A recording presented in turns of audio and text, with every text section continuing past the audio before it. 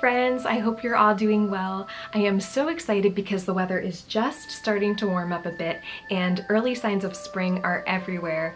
I love crocuses so much and I keep seeing them popping up around my neighborhood and the woods every time I go for a walk. So I thought we could take a little spring nature walk together and look for some early signs of spring and hopefully some more crocuses if we can find them. And to get into the spring spirit even more, I thought it would be so fun if we could come back and make some pressed flower DIYs together.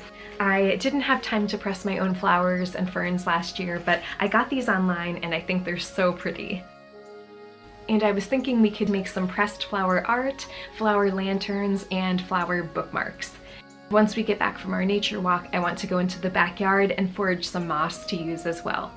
If you want to make any of these DIYs, I will link all of the supplies I used below. So grab something to drink, get cozy, and let's start our spring day together.